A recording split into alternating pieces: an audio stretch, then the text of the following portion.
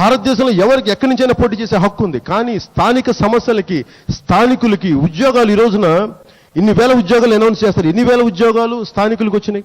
Central government ప్రకారం కనీసం 85% ఇవ్వాలి ఉద్యోగాలు. అవి ఎక్కడ జరగట్లా. దీనికి మాట్లాడేవాడు లేడు. పోనీ ముందు ఎదగాలి అంటే ముందు వారికి స్కిల్స్ ఇవ్వాలి. స్కిల్స్ లేవుంటారు, కరెక్ట్ స్కిల్స్ ఉండవు. ఒక పరిశ్రమ పెడితే అందరికీ సరిపోయిన కావాల్సిన స్కిల్, మరి స్కిల్ డెవలప్మెంట్ మీరు చేయండి.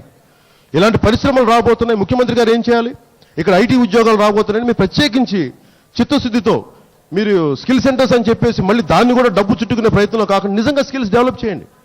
స్కిల్స్ మీద పెట్టుబడి పెట్టండి. స్థానిక యువతకు మీరు నేర్చుకునే పరిస్థితులు కల్పించండి. అప్పుడు ఉద్యోగాలు ఇవ్వండి.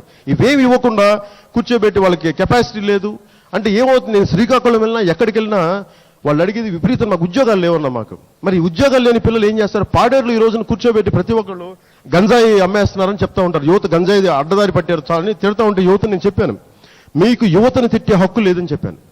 ఎందుకంటే మీరు యువతకి వారికి కావాల్సిన మార్గనిర్దేశకత్వం ఇవ్వకుండా, వారికి కావాల్సిన చదువులు ఇవ్వకుండా, స్కిల్స్ డెవలప్ చేయకుండా, విద్యాలయాలు డెవలప్ చేయకుండా వాళ్ళు కూర్చొని తప్పుదోవ పడితే తప్పుదోవ పట్టడానికి కారణం ప్రభుత్వాల తాలూకు వైఫల్యం తప్ప యువత తాలూకు వైఫల్యం కాదని. అందుకే మీరు యువతను తిట్టగానని చెప్పాను. మీకు యువతను తిట్టే హక్కు లేదు. మీరు చెయ్యండి.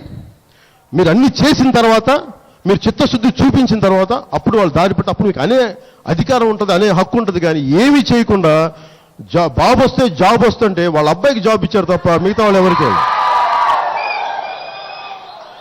అంటే నేనేమనుకున్నా అంటే బాబు వస్తే జాబ్ వస్తుంది అందరికీ అనుకున్నా. కాదు కదా, వాళ్ళ అబ్బాయికే జాబ్, అది మిగతా వాళ్ళకి కాదు. సంతోషం నాకేమి, అందరికి ఉద్యోగాలు, నిరుద్యోగంగా ఉన్నారు పాపం, డబ్బులు లేవు వాళ్ళ దగ్గర. వాళ్ళ అబ్బాయి నిరుద్యోగంతో ఉన్నారు. మరి తప్పదు కదా, మరి ఉద్యోగాలు ఏదో పొట్టకు గడించుకోవాలి కదా.